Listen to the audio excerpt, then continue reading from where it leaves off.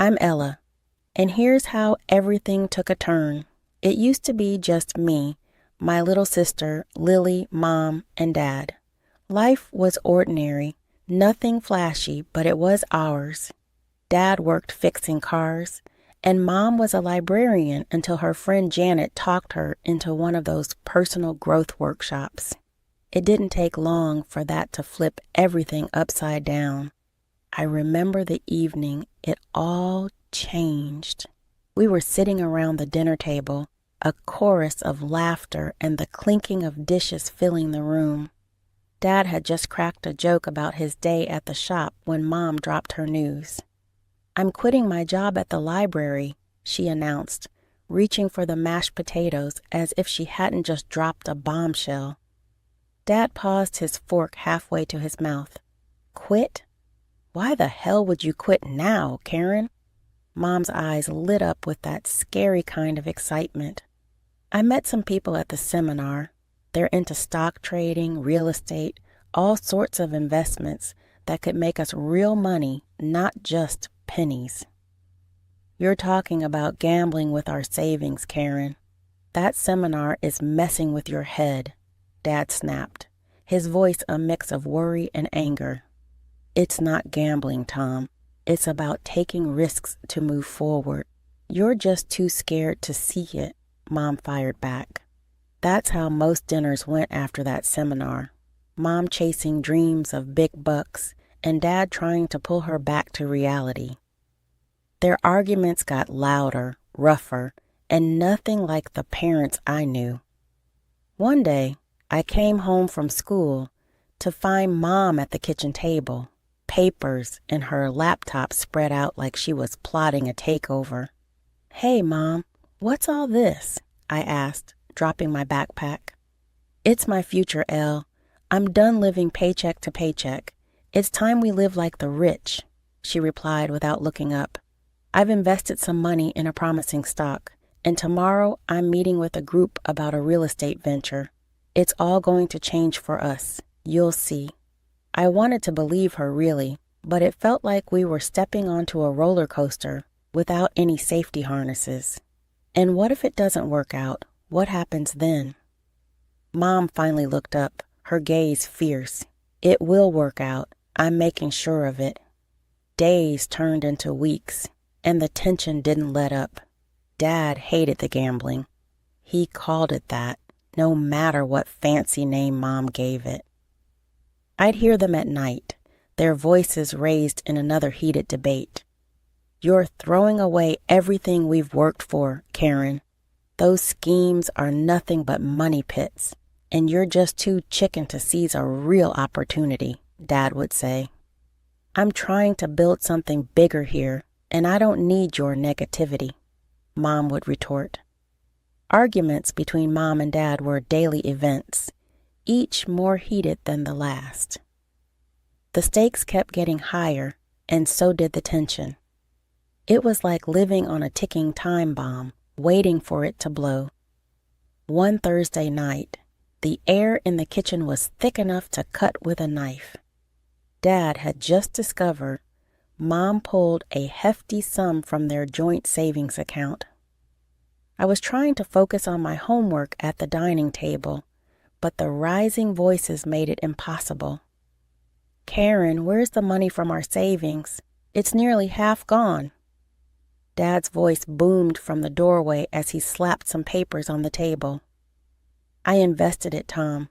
It's going into a fund that promises triple the return," Mom said, chopping vegetables without flinching. "We talked about this." "No, you talked, and I said no. When will you stop this madness?" Dad was red in the face, his hands balled into fists. "It's not madness, it's opportunity. You'd know if you weren't so stubbornly glued to your penny-pinching ways," Mom shot back, her voice icy. I looked over at Lily, who was quietly doodling in her notebook, her small shoulders hunched up to her ears. It broke my heart to see her like this, trying to shut out the storm around her. "Your opportunities are bleeding us dry, Karen. We can't even pay this month's bills on time because of your investments." Dad's voice cracked with frustration. "And we'll make up for it tenfold when the returns come in." "Just wait and see, Tom. Stop being such a pessimist," Mom retorted, slamming the knife down on the counter. Days passed, and the fights continued, each leaving a deeper mark than the last. I found myself dreading coming home after school, lingering at the library or wandering the streets just to avoid the constant tension. I was 2 years shy of graduation when the bomb dropped. It was a Saturday morning that seemed like any other until Dad found the bank statements. The air was thick with tension as he spread them across the kitchen table, his eyes scanning the numbers that made less sense with every glance. "What the hell is this, Karen?" Dad's voice was a mix of disbelief and rage as he looked up at Mom, who was sipping her coffee, looking like she'd rather be anywhere else. "Tom, I was going to tell you," Mom began. "Tell me what? That you've gambled away Elle's college? Is that your big plan for financial freedom?" Dad threw the bank statement down, pointing at the glaring zero balance. "You've not just gambled with our money, Karen. You've gambled with our daughter's future." I was frozen by the entryway, Lily clutching my hand, both of us wide-eyed. This was worse than any argument before. This was about my life, my college, my escape plan from all this chaos. "This is it, Karen. I'm done. I can't do this anymore." Dad's voice was cold, resigned. Dad turned to me, his eyes filled with a sorrow that knotted my stomach. "I'm sorry, Ella. I tried." Within weeks, Dad was gone. He remarried quickly, moved to another city, and started over. He called at first, his voice always strained, always sorry. But Mom, ever the wounded warrior, blocked his number and painted him as the traitor.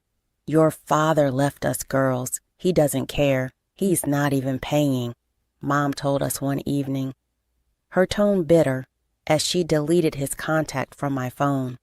With Dad gone and college now a distant dream, it was down to me to keep our ship from sinking. I picked up a job at the local diner, Benny's, a place where the coffee was bitter but the paycheck steady.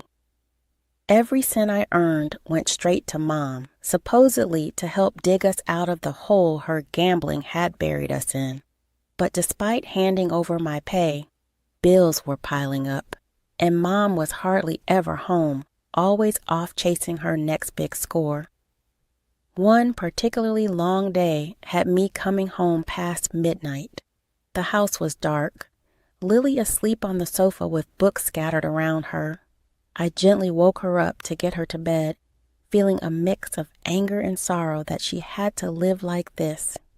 The next morning, still beat from the double shift, I found Mom at the kitchen table, scribbling in a notebook, filled with numbers and schemes, none of which ever seemed to pan out.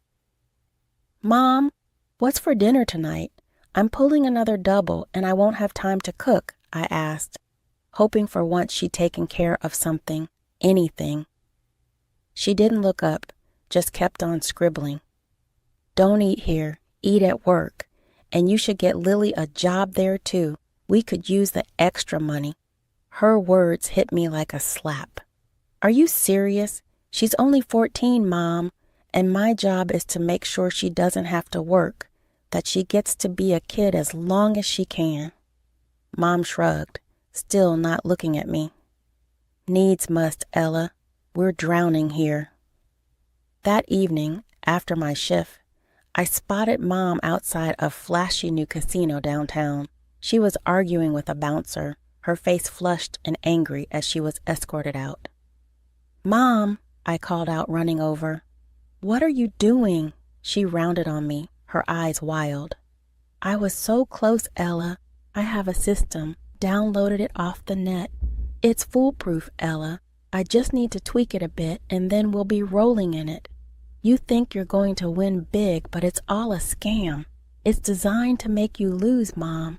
The house always wins, not us," I pleaded. She scoffed. her voice dripping with sarcasm. "Oh, and you know better.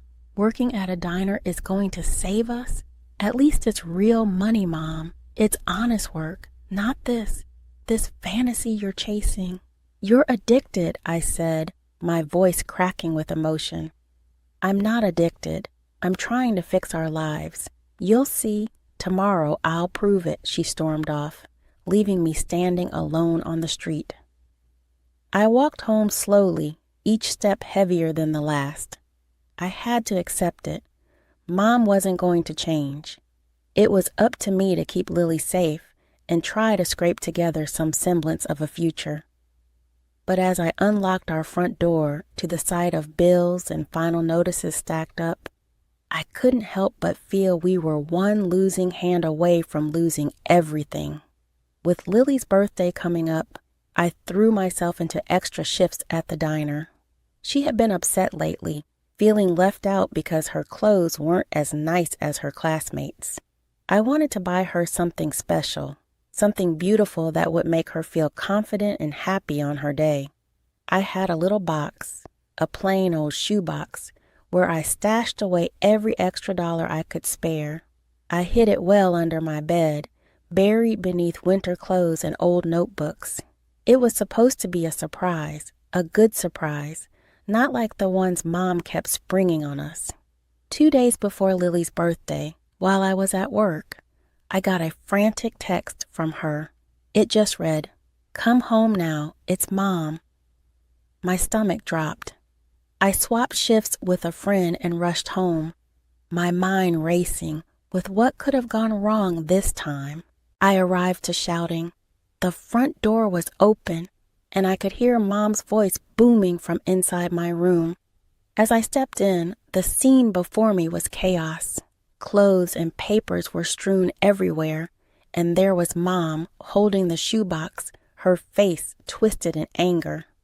"You selfish little rat!" Mom was screaming as I walked in. "Stealing from your own family, hoarding money like it's all yours." "What? No, Mom, let me explain," I tried, but she cut me off. "Explain? Explain how you hide money while we're drowning in debt. You think you're better than me, that you can just do whatever you want? That money was for Lily, for her birthday," I shouted back, trying to make her understand. But it was like talking to a storm. Lily was crying by the doorway, her small frame shaking. "Mom, please. Ella was doing it for me, for my birthday." Mom turned on her, eyes blazing. "Oh, so you knew. Great. Both my daughters are conspiring against me. What a great family I have." "It's not like that, Mom. We just wanted—" Lily tried to speak, but Mom wasn't having any of it. "I can't trust either of you." Mom threw the box down, and the few bills fluttered to the floor. "Get out. If you're going to steal from me, then you can't stay here." So we packed, tears and silence filling the space between us. We grabbed what we could, clothes, a few books, anything that felt necessary as we stepped out. I looked back to see Mom drawing the curtain sharply, blocking us from view, her final gesture of shutting us out. Lily clutched her small bag tightly, her eyes large and worried in the dim streetlight. "Ella, we should call Dad," she murmured, her voice a mixture of hope and fear. I hesitated, the old bitterness and Mom's harsh words about Dad abandoning us echoing in my head. But desperation clawed up my chest, and the reality was we had nowhere else to go. "Okay," I said finally, pulling out my battered phone, scrolling through contacts I hadn't touched in years. Finding his number felt like unearthing a relic from another life. My thumb hovered over the call button, a lifeline so desperately needed, yet so heavy with past grievances. I pressed call before I could change my mind.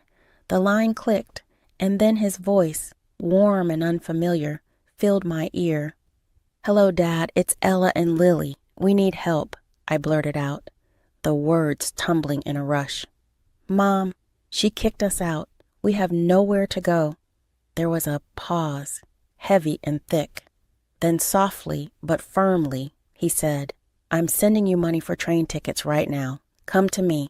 We'll figure this out together." True to his word, the money came through minutes later. We booked tickets for the next train to where Dad lived, a city that felt worlds away from our troubles, but in reality was just a few hours by rail. The train ride was quiet, both of us lost in our thoughts. Upon arriving, the sight of Dad waiting at the station, his face lined with concern, was almost too much. He looked the same, yet so different. Beside him stood his new wife, Claire, her smile warm but cautious. "Dad," I managed, my voice thick as he pulled us into a tight hug. "Let's get you girls home," he said, leading us to his car. At the house, a modest but welcoming place, we sat down in the living room, the air filled with the scent of freshly brewed coffee. Dad's wife excused herself, leaving us to talk. It was then, in the soft light of the living room, that we poured out everything, the fights, the schemes, the eviction. Dad listened, his expression growing darker with each word. When we finished, he was silent for a long moment. Then he reached out, taking both my hands in his. "I didn't know," he said quietly, his voice heavy with guilt. "I've been sending money for alimony and your education every month. I had no idea that you were going through all this." Lily and I exchanged glances, the pieces clicking into place. The missing money, the lies. It was too much to take in all at once. "I'm sorry," Dad continued, his eyes moist. "I should have seen through it. I should have been there." "It's not your fault, Dad," I said, feeling the weight lift slightly with each word spoken. "We're here now. That's what matters." Dad nodded, squeezing my hands. "You're right, and I'll make it right, Ella. We'll get you enrolled in college. And Lily, there's a great school just a few blocks from here. You'll like it, I promise." The relief was palpable, both of us letting out breaths we hadn't realized we'd been holding. Lily leaned forward, wrapping her arms around Dad in a fierce hug. I joined in, and for a moment, the world didn't seem so cold and harsh. The next morning, gathered around the breakfast table in Dad's kitchen. The sunlight spilled over like a promise. Claire, who I learned was a lawyer, brewed coffee while chatting about the local school system. Her voice smooth and reassuring. "So, you girls will be needing some guidance," Claire began, pouring herself a cup. "Your fathers told me everything, and I want you to know I'm here to help. Legally, personally, whatever you need." Lily, munching on her toast, looked up with a hopeful glance. "Does that mean you can stop Mom?" Her voice trailed off, but the question hung in the air, heavy and fraught with past pains. Claire sat down her coffee, her expression serious yet kind.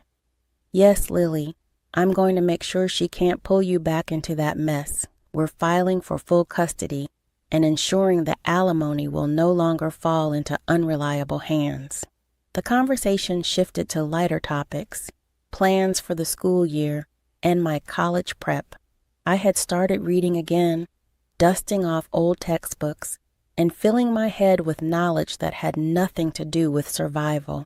It felt strange, yet exhilarating. Lily got enrolled in a nearby school and with Claire's help started anew, with fresh new clothes that made her beam with confidence each morning. 3 months after our world turned upside down, while I was deep in a study session, my phone rang. Seeing Mom's number flat on the screen churned my stomach. "Ella," Mom's voice was shrill, frantic. "They took her from me, Ella. They say I can't be Lily's mother anymore, and they want the alimony back, the money they claim I stole." Her words, once capable of manipulating my emotions, now fell flat, filtered through the clarity of distance and truth. Mom, you did take that money that was meant for us for our future. You used us. Mom's voice turned harsh, venomous. Ungrateful girl, you come back here and work, pay off these debts. It's the least you owe me. I felt the old pull, the trained instinct to soothe, to placate, but I wasn't that person anymore. No, Mom, I don't owe you anything, I said firmly, cutting through the tension that had lingered for too long. Dad's been paying you for years, and you lied to us, to everyone. I'm done. I hung up before she could respond, before I could hear the sobbing or the anger that might pull me back in. Turning off my phone, I sat for a moment in the quiet of Dad's study, the weight of the call sinking in. I'd stood up for myself, for Lily. It was a new feeling, scary but empowering. Then I turned back to my books, the pages less daunting now. I was building something new, something mine. The past would always be a part of me, but it would not define my future, not anymore. As Dad had promised, he supported me through college, covering tuition so I could focus on my studies without the crushing weight of debt. Yet, despite the financial safety net he provided, old habits die hard. I couldn't shake off a need to support myself. I picked up a part-time job at a local cafe, balancing work with my courses. It felt good, earning my keep, keeping busy. Claire, Dad's wife, turned out to be more than just a steely lawyer. She became the family anchor we didn't know we were missing. For Lily, she was there at every school event, clapping louder than anyone. For me, she showed up at my college, attending every significant ceremony. One evening, as we sat around the dinner table, I couldn't help but express my gratitude. Claire, I don't know how to thank you. You've been there for every parent-teacher meeting, every recital. It means the world to us. It's no big deal, Ella, Claire smiled, passing me the salad. You girls are my family now. I'm just doing what any parent would do. The years rolled on. Each semester brought a new challenge, but also a new opportunity to prove how far I'd come. By my final year, I'd managed to earn a scholarship covering my tuition fully. Yet, I kept the job at the cafe, not just for the money, but for the sense of normalcy it gave me. Graduation day arrived quicker than I had anticipated, I reminisced. As I stood there, cap and gown fluttering slightly in the spring breeze, I saw them, Dad, Claire, and Lily, their faces alight with pride and joy. Walking across that stage, I wasn't just receiving a diploma. I was stepping into a new chapter, one I had written for myself against odds that once seemed insurmountable. With a degree in hand and a job lined up, I moved into a small apartment in the city. It was modest but mine. Claire helped me move in, fussing over the placement of furniture and decorations. This is a fresh start, Ella. Make it yours, she advised as we arranged the last of the books on a new shelf. I plan to, Claire. Really make it something special. Life settled into a new rhythm after college, with my days filled with the constant motion of working at a courier company. The job was demanding but rewarding, and I appreciated the stability and decent paycheck it offered. One afternoon, as I was finishing up my rounds, my phone rang. The familiar number that flashed on the screen made my heart sink. Mom. Taking a deep breath, I answered, bracing myself for what was coming. Ella, I need your help. Mom's voice was urgent, tinged with desperation. What's going on? I asked, though part of me already guessed the answer. I've lost the house, Ella. The bank took it because I couldn't keep up with the payments. I'm on the streets now, she confessed, her voice breaking. The news hit hard, even though part of me had been waiting for the other shoe to drop for years. "Mom, I'm sorry to hear that, but I just need some money to get back on my feet to cover my debts. You can help me, can't you?" Her voice was pleading now, the familiar cadence of manipulation threading through her words. "I can help you get treatment for your gambling. That's what you need, not more money to chase your losses," I responded firmly. Her response was immediate and visceral, laced with anger. "You ungrateful brat. After all I'd done for you, you'd let your own mother live on the streets? That's not fair, Mom, and you know it. I'm offering real help. Please take it." My voice was firm, the years of being manipulated hardening me to her guilt trips. She cursed, then, pouring through the line, every word sharper than the last. I held the phone away from my ear, her furious dark reminder of why we drifted so far apart. Finally I spoke, my own voice calm but resolute. "I'm sorry you feel that way, Mom. I hope one day you'll get the help you need." With that, I hung up and did something I should have done years ago. I blocked her number. The rest of the day passed in a blur. By the time I met up with Lily at our usual coffee spot, my thoughts were a tangled mess. Lily noticed immediately. "Hey, what's wrong?" Her concern was evident as she reached across the table, covering my hand with hers. "It's Mom," I began, and poured out the entire conversation. Her demands, her fury, and my decision to finally cut ties. Lily was quiet for a long moment after I finished, her expression thoughtful. Then she squeezed my hand gently. "You did the right thing, Ella.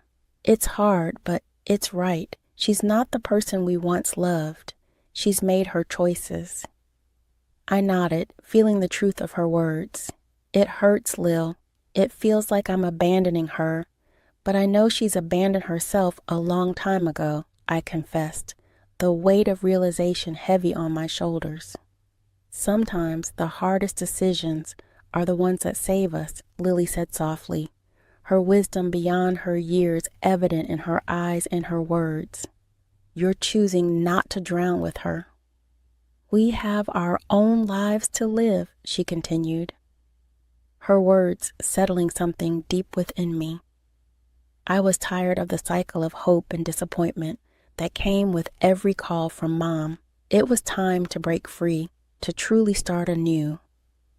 As we left the coffee shop, the evening air felt fresher, lighter, as if an affirmation of my decision. I knew the road wouldn't always be smooth, but I was ready to face it head on, to build, dream, and believe in the best of what was yet to come.